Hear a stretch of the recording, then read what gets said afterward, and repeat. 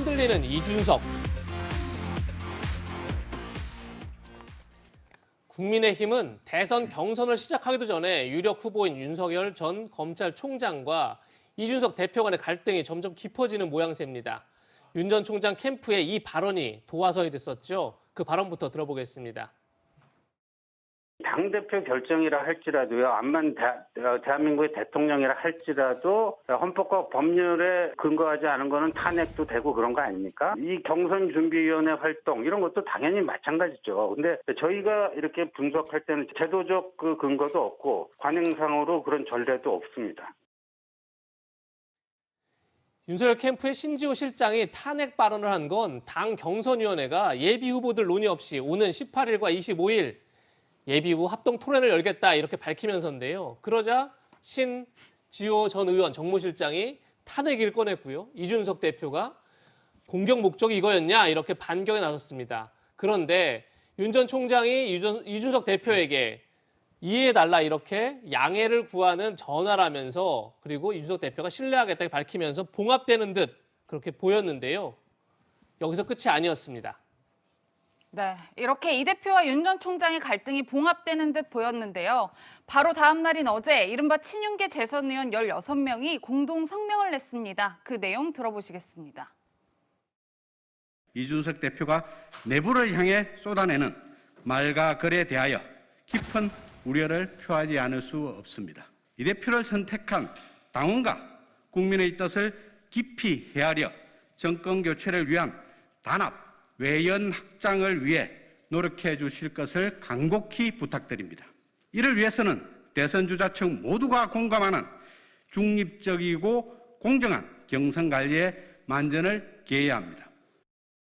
네, 이 의원님, 네. 이준석 대표와 윤 전 총장 갈등을 좀 해소하나 싶었는데 이렇게 보신 것처럼 재선 의원들의 공동 성명까지 나왔단 말이에요. 그렇죠. 저희가 이 상황 어떻게 볼 수 있을까요? 그러니까 뭐 거의 사면초가 상황으로 가는 것 같아요. 지금 보면 당내 거의 우군이 지금 없지 않습니까? 보면 일단 대선 주자들도 다들 지금 어떤 면에서 등을 돌렸고, 뭐 유승민 후보조차도 좀 숲을 말 좀 줄였으면 좋겠다 이야기를 했고, 또 본인의 멘토라고 이야기하는 김종인 전 비대위원장도 좀 말을 좀 줄이고 좀 신중했으면 좋겠다는 조언을 했잖아요. 또 더군다나 이제 재선 의원들이 이렇게 지금 집단 성명까지 내고 있고, 자 그러다 보니 지금 이준석 대표가 선택할 수 있는 지금 손을 잡을 수 있는 당내 세력은 거의 없는데 왜 이렇게 됐을까라는 걸 보면 결국 이제 당 대표라는 자리가 이제 당 경선을 잘 이끌고 당내의 어떤 불협화음이나 갈등을 좀 해소하는 역할을 해야 되는데 저희들 이제 평론가들은 이렇게 말싸움하면 이기는 게 최고입니다. 예. 그 자리에서 이제 그래야 이제 박수를 받거든요. 근데 당대표는 그런 자리가 아니에요. 네. 당대표는 뭔가 성과물을 만들어야 되고 당내 후보들을 어떤 갈등을 해소하는 중재자 역할을 하는 게 당대표인데 네. 문제는 이준석 대표가 토론은 참 잘해요. 근데 이거를 그대로 지금 당에다가 그냥 접합시켜버린 거죠. 뭐냐면 이 정치를 배틀처럼 해버린다는 거죠. 그 배틀도 여당을 향해서 배틀처럼 하면 괜찮을 텐데 문제는 당내에 있는 주자들을 향해서 토론 배틀처럼 지금 이야기를 해버리니까 그 말에 상처받은 분들이 굉장히 많습니다. 지금 안철수 대표가 대표적인 것이고 또 당내 주자들도 마찬가지인 것이고 이제 그러다 보니까 현재 지금 경선 준비위원회가 하고 있는데요. 문제는 국민의힘이 출마자가 너무 많습니다. 예. 지금 출마하겠다고 지금 선언한 분들이 제가 알기로 15, 16명을 그래요. 지금 숫자도 셀 수도 없을 지경인데 문제는 또 이분들이 이제 등록을 해야지만 당내에 이제 예비 후보가 되는 거지 않습니까? 네. 그렇죠. 근데 지금 등록도 하기도 전에 경선위원회가 뜨기도 전에 준비위원회입니다. 뜨기도 전에 토론을 한 두세 번 하겠다는 거거든요. 또 뭐 본인이 직접 뭐 압박 면접도 하겠다, 뭘 하겠다 하는데 과연 이렇게 15명, 6명을 다 모아놓고 과연 이게 지금 토론회가 되겠냐는 거거든요. 근데 왜 이렇게 무리하게 후보 진영과 상의도 없이 진행하느냐. 결국은 후보 진영 입장에서 뭐 이게 다 선거 전략인데 후보 입장에서 보면. 그러니까 당대표가 그냥 다 모이세요. 토론 벌이세요. 이렇게 하면 15분 15명 정도 하면요. 이거 한 1인당 한 5분 정도 할 수 있을까요? 그러니까 그런 식의 지금 토론을 자꾸 하고 있으니 결국 소통이 안 된다는 게 가장 지금 현재 이준석 대표가 낳고 있는 리더십의 저는 문제라고 봅니다. 네. 네. 그렇다면 이제 관심은 이준석 대표가 과연 18일 토론회 일정을 그대로 밀어붙일 것인가 여부일 텐데 서병수 경선준비위원장은 이렇게 말했습니다. 들어보시죠.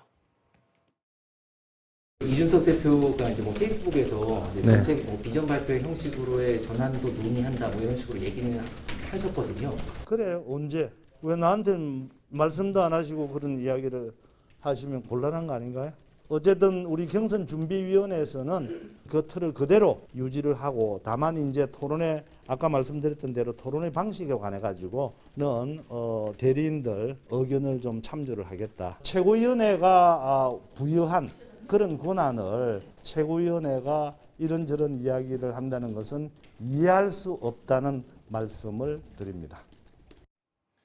이수희 변호사님, 지금 18일이면 앞으로 한 나흘쯤 남은 건데 서병수 경선준비위원장은 토론회는 계획대로 가겠다. 지금 이런 입장인 것 같아요.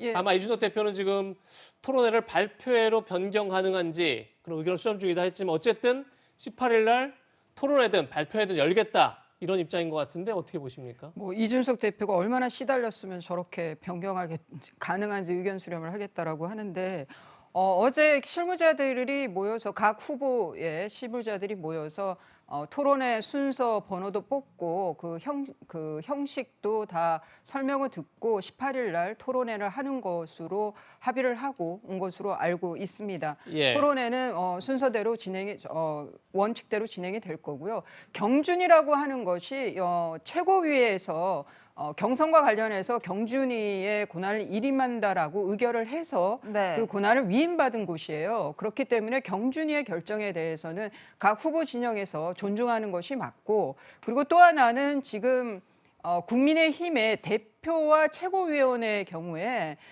과거에 그 다수대표제가 있었죠. 거기에는 각 최고위원들의 발언권이 다 같다고 봐야 되지만 권한이 같다고 봐야 되지만 네. 지금의 경우에는 1인 대표 체제예요. 대표 따로 뽑고 최고위원 따로 뽑았기 때문에 이준석 대표에 대한 대표의 권한에 대해서 권위에 대해서 후보 측에서 좀 더 존중하는 것이 필요하다는 생각이 듭니다. 그리고 또 하나는 당내 이런 갈등이 외부로 좀 당내 갈등이 아니라 윤석열 측과 이준석 대표와의 이런 갈등이 외부에 드러나고 있는 상황에서 좀 새과시처럼 윤석열 측 캠프 측 윤석열 후보를 지지한다고 이미 명단이 나온 그 재선 의원들이 저렇게까지 성명서를 발표를 하면서 계속 이것이 이제 확전이 되는 듯한 모양새를 보이는 것이 국민의힘에 과연 도움이 되는지에 대해서도 비판하지 않을 수가 없습니다. 윤석열 전 총장 측을 지원하는 그런 재선 의원들의 성명도 문제가 있다 이런 지적인데요. 이준석 대표 어쨌든 진퇴양난 상황이 아닌가 싶은데 국민의힘 예비 후보들은 이 대표를 향해서 쓴소리를 내고 있습니다. 특히 이 대표와 가까운 유승민 전 의원도 이렇게 말했습니다.